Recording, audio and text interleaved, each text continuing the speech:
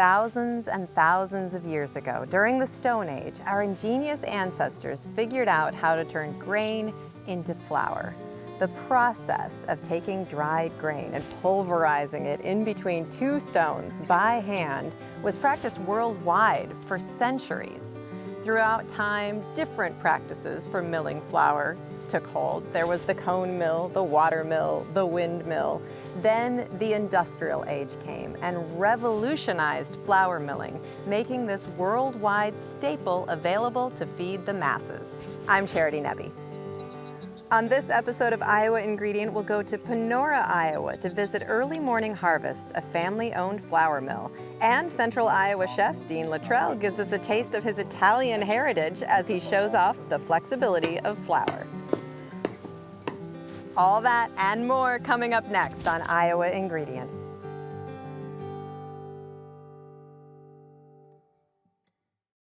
Funding for Iowa Ingredient is provided by the W.T. and Edna M. Dahl Trust, Chef Lisa Laval of Trellis Cafe and the River Center, and Chef Michael Laval of the Des Moines Embassy Club. For more than 100 years, the Des Moines Embassy Club has provided a place to dine, celebrate, and do business, located in downtown Des Moines and in West Des Moines. And Friends, the Iowa PBS Foundation. Making this brown vegetable style is actually seaweed. Olive oil, honey, a little bit of apple cider vinegar, and lemon juice. It is. These are really, really good. Salud. Salud.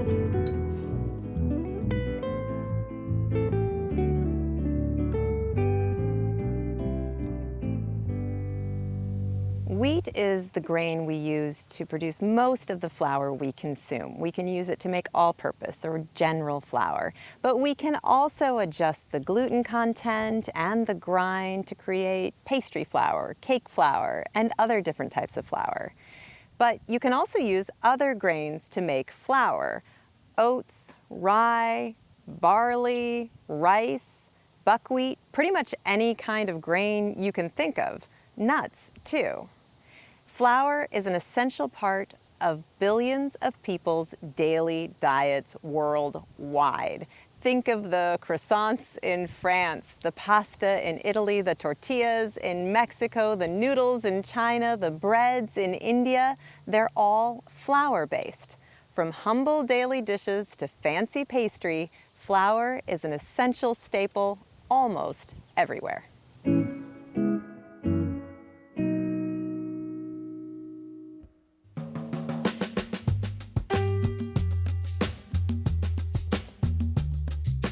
Making flour starts with grain, beans, seeds, nuts, or roots.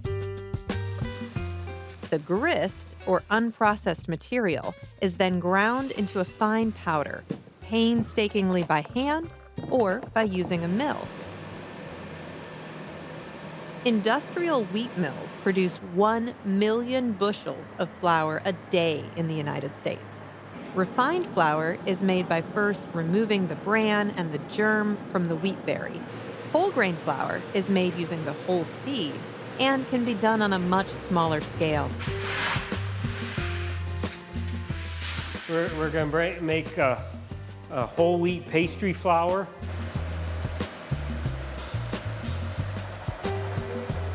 We don't do anything with the grain, as far as taking the germ out, aspirating, or anything like that. It is 2 stones plus the grain, and then we sift it, and that's how we get the different products. So it's a stone mill, 2 big pieces of round granite, one stationary and one is rotates, and that's the milling process. There's grooves in the stone. Those grooves, as it's milled, it pushes the final product out. Jeff Hafner is the enterprising owner of Early Morning Harvest. It's a small family farm where they do some of everything, from growing vegetables in an aquaponics greenhouse to producing flours from 4 organic cereal grains. We grow oats, buckwheat, winter rye, soft red winter wheat, hard spring wheat, corn, and soybeans here on farm. Of course, with the livestock, there's a variety of clovers, alfalfa, Sudan grass, and all that. Wheat flour is the most common flour used in baking. Whether it's bread flour or pastry flour depends on the percentage of protein or gluten it contains. The protein content is determined by the variety of wheat that is grown. So this is hard red spring wheat, and after it's harvested in July, we'll test it, like I said, for aflatoxin, vomitoxin, protein, and we will see if it makes quality. If it makes quality, it'll be bread flour. So you can think of this as a field of bread flour. Hard red wheat makes a hard or strong flour. It has the highest percentage of protein, as much as 15%, and makes crusty and chewy breads. Pastry flour is produced from a soft variety of wheat that has a lower protein content. It's better for cakes, cookies, and flaky crusts. All-purpose flour falls somewhere in between and can be a combination of both types of wheat. So the reason wheat isn't grown in Iowa that much is because of the high humidity. You know, that's why you get out there in Nebraska and Kansas and you know, it's more prevalent out there. Part of that reason is when the comes out of the flag leaf stage and the head starts to emerge is when toxins come in. I guess I like to challenge, and I do like to educate people.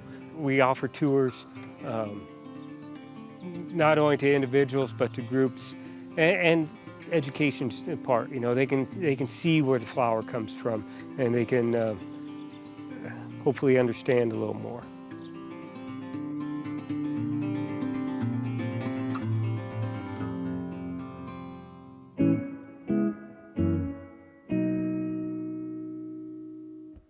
Hi, my name is Dean Luttrell. I'm a chef and an educator here in Iowa.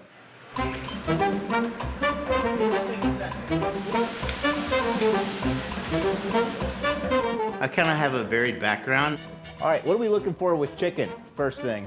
I was a paramedic for 10 years. You know, bacon just makes everything taste better. I work here, I own my own company, Clarified butter, you guys already clarified the butter, right? do caterings and cooking classes, things like that. And then I'm gonna hyperextend, hold on to the bone. And I also am a reserve officer on the Urbandale Police Department. You know, I can bring you back to life and then make you a nice meal, so. What's the first thing that we notice when it comes with fish? Anybody know? In my opinion, teaching is one of the best kitchen jobs. All right, coq au vin, that's French for chicken with wine, basically. Because I get all aspects of students. I get the high school students that have never even held a knife. All right, Julianne. I get the students that are maybe have changed careers. Now go down the backbone. And then I also get the returning students that, you know, have maybe retired and then they want to do something else with their life. That's what I said, it's all a learning environment right now, so. And I love it because I get to pass on my knowledge to someone else. I'm not one of those people that's ever been like, oh, this is my recipe, you can't have it. And then we'll put everything in it, and basically we're just gonna let it simmer. If something ever happened to me and that was my recipe, well, that recipe basically dies with me and I can't share it with anybody else. Bacon. Anything that's mine, I just give out to everybody else because I want that knowledge to go on. What you would do is you take your knife, you can either cut it or tear it. So I'll just tear it, and I want you to take a whiff of this. And all that steam and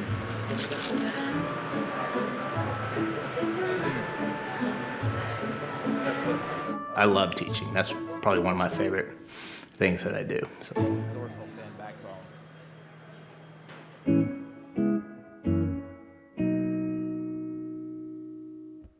And now I'm here in the kitchen with Chef Dean. We are going to make some pasta. Tell me about this. Well, we're gonna make some pasta. You are correct. This is my grandmother's recipe. So in years past, when I asked Grandma how to make pasta, she's an old Italian grandmother. We called her Noni or Nona. And I said, Grandma or Noni, I wanna make pasta. And she says, all right, here's what you do. You take a handful of flour. I was like, my hand or your hand? How do you do it? Oh, just listen, just a handful of flour. You take a handful of flour. You take a little bit of salt, a little bit of water. Oh, I'm sorry, half an eggshell of water, like a grade A egg or large, jumbo. What you talking about? She said, why do you ask so many questions? And so you're making me drink the wine. Is what you, so I had to do is I had to figure out Grandma's archaic math. And so what it is, it's a 1 cup of flour. Okay, we're going to do 1 cup of flour, 1 teaspoon of salt, one egg, 1.5 tablespoons of water. And that's just a traditional recipe. But we're going to stuff this pasta today with butternut squash. So what I have here is his butternut squash. And you've already cubed that up? I'm going to cube this up. Well, it's already cubed up. And I'm going to add a little salt and pepper and olive oil. And we're going to toss that together and have a little garlic in there as well. And then we're going to put it on a pan and put it in the oven. All right, let's do it. A little olive oil, approximately a 1/4 cup. Then we're just going to toss that around.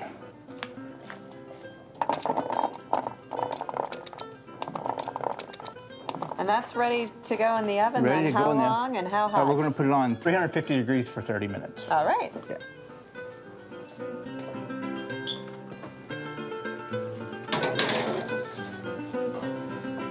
Okay, now we're going to make the pasta. We need 1 cup of flour, and we're going to use all-purpose flour for this because there's not a strong gluten, it's not a weak gluten, it's kind of in the road kind of thing.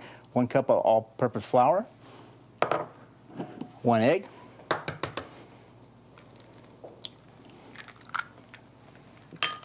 1.5 tablespoons of water.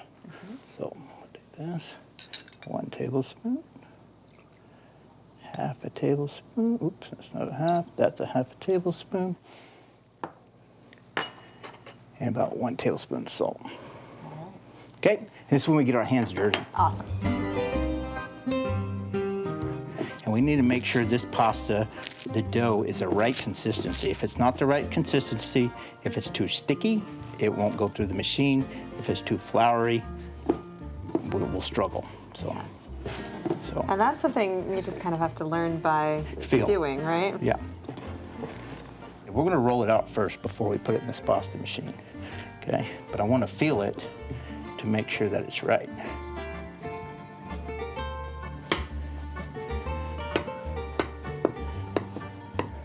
Think you can help me? I can. Okay. So would your grandma have approved of the pasta machine? No. Okay. She would not approve the pasta machine. She rolled that out by hand.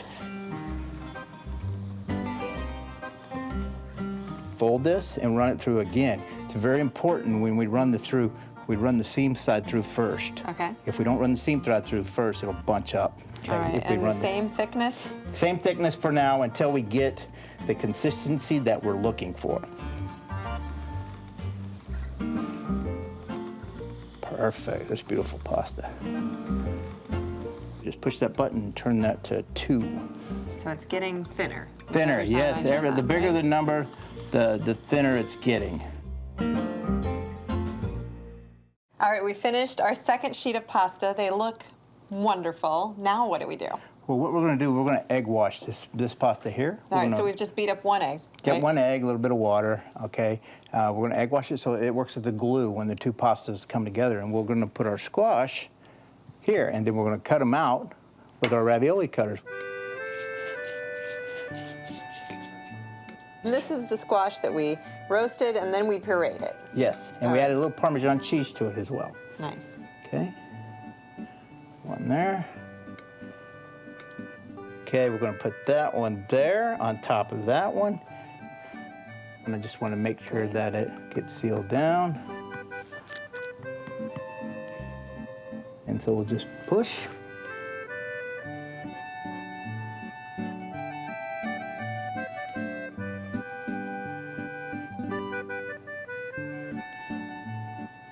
We're going to rework this pasta and cut it into pasta Okay. strips. You've already got some sauce started here. What's in here already? This sauce is made from tomatoes from my garden. I took the tomatoes, we cooked them down, we added some wine, we added some garlic, We added a little bit of tomato paste. We added some herbs, which is basil, oregano, and cooked it for about 4 or 5 hours. And then it's ready to go. Salt, pepper, things like that. We take our pasta and we put it in the water. And again, this is going to cook extremely quick. This is fresh pasta. So we've just got steamy water there. It's not Right, boiling. not a rolling boil. And it's not necessary. Okay, now the pasta's ready. We're going to strain the pasta out of the water. All right. But we're going to save the water because we're going to use the water for our ravioli Okay. because it's already hot and we don't have a ton of pasta here to mess with.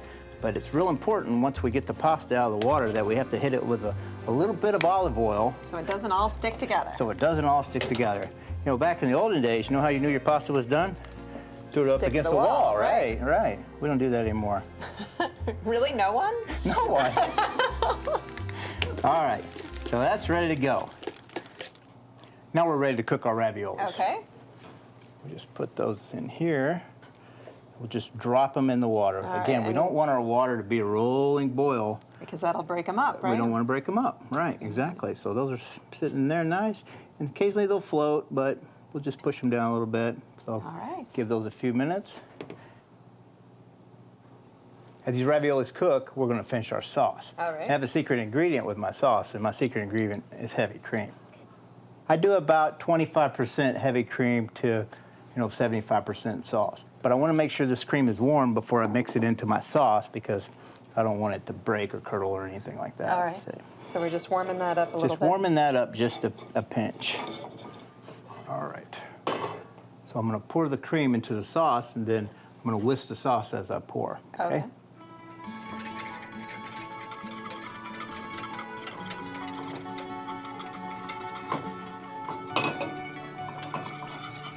And then we're going to finish it off with a little bit of Parmesan cheese. All right. Just and it also helps thicken up the sauce a little bit. Sauce is done. Now we're ready to plate. But first thing we're going to do is we're going to cover our noodles with a little bit of sauce just so we get the right color, okay? So we'll take our noodles and put them in the saute pan. Add just a little bit of sauce.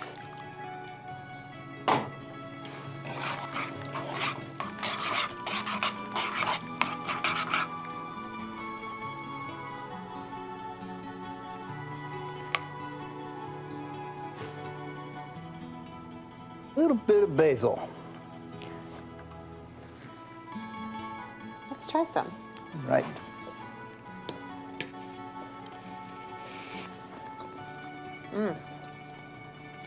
It's so delicious. And the squash really comes through and that creamy sauce really complements it. That is fantastic. Thank you so much. All right, we've had our pasta. Now it's time for a little something sweet. What are we Right. going to make? We're going to have a little biscotti, Nice. a little cookie that we're going to have with our cappuccino that we're going to make here in a little bit. That sounds fantastic. Does it make me hopelessly American to say biscotti? Do I need to? Yeah, that's Okay, not the I'll right work way on- to say I'll it. work on it, all we say right? stuff in America, biscotti. We say stuff in America. So you're going to mix up the dry stuff and I'll work on the wet stuff? Right. Add your sugar. All right. I'll mix up the flour, the cocoa, coffee, baking powder.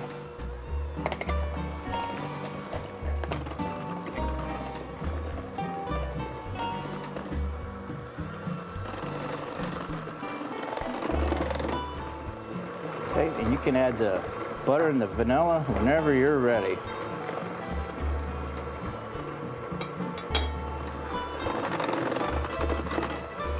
Get that for you? You got it? Got it, yep. All right. Just give that a quick mix and just make sure everything's incorporated. And then we're gonna dump it in here. All right. All right. Then we're gonna add the almonds as well. So if you wanna grab those almonds and dump those in here. All right. You mix this by hand? I mix it by hand. Okay, I'm going to basically cut this in half and pour part out on each side. Then I have to put my hands in flour or it'll just stick and gum up my hands.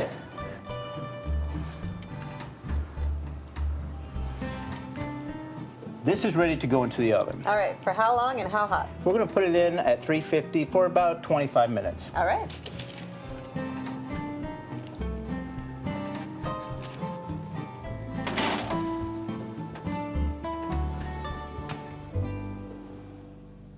All right, the first bake is done. Right. So it just came out of the oven. This is not ready. This is soft on the inside. We want a crunchy cookie on the inside. So we're gonna cut these.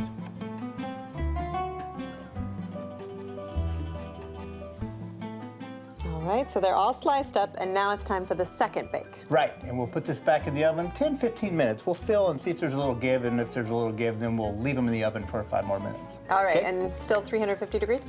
Still 350 degrees. Yes, ma'am.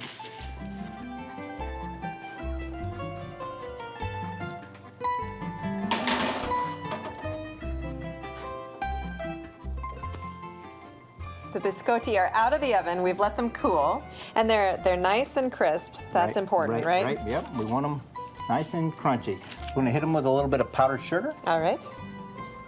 Okay.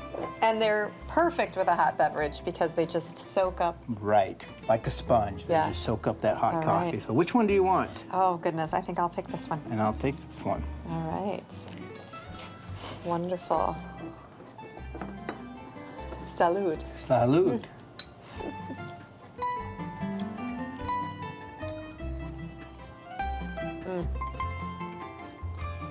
That is really wonderful. It's a mild chocolate flavor. It's not an overly sweet cookie, but pairing it with a hot beverage makes it divine. Chef Dean, thank you so much. Thank you.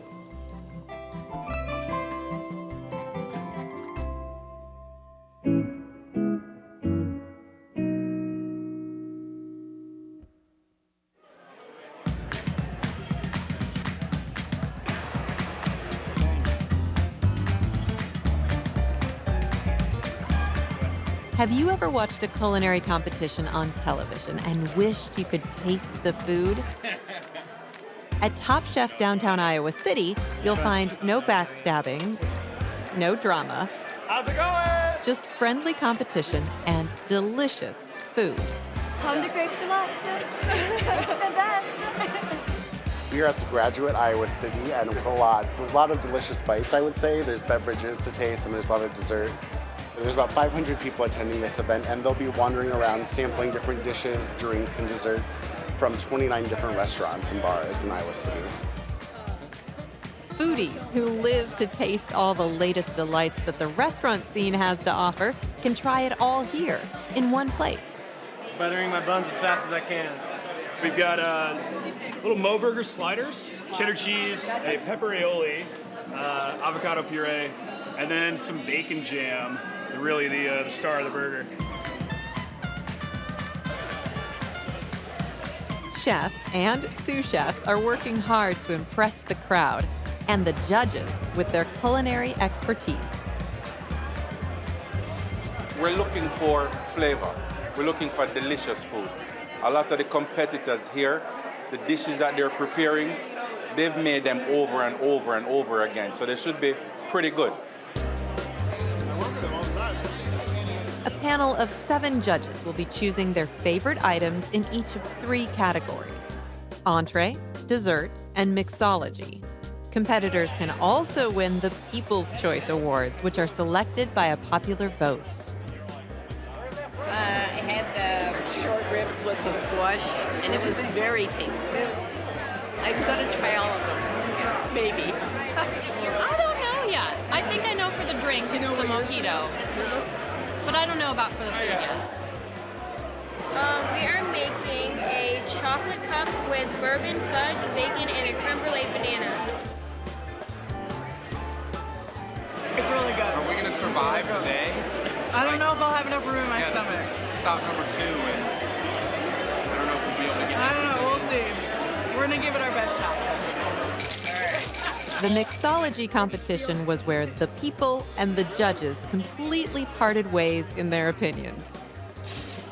This drink here, Grandma's Cocktail, is made with peanut butter whiskey, Jim Beam apple, hot apple cider, and a splash of sour mix. And in here is a little dehydrated apple slice. It is to die for.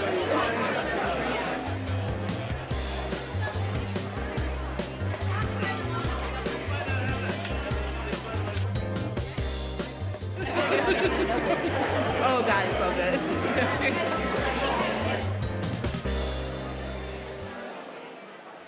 That's it for this week's show. Our state is so beautiful and it's filled with so many resourceful people. It's a true joy to showcase it for you. I'm Charity Nebbe. Join me back here soon for another episode of Iowa Ingredient.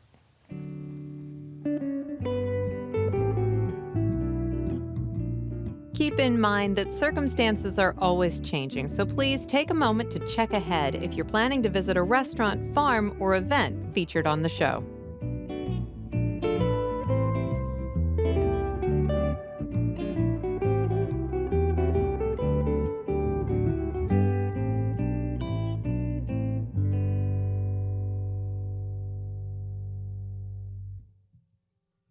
Funding for Iowa Ingredient is provided by the W.T. and Edna M. Dahl Trust, Chef Lisa Laval of Trellis Cafe and the River Center, and Chef Michael Laval of the Des Moines Embassy Club.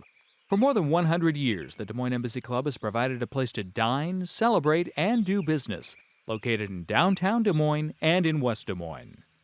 And Friends, the Iowa PBS Foundation. Generations of family and friends who feel passionate about the programs they watch on Iowa PBS.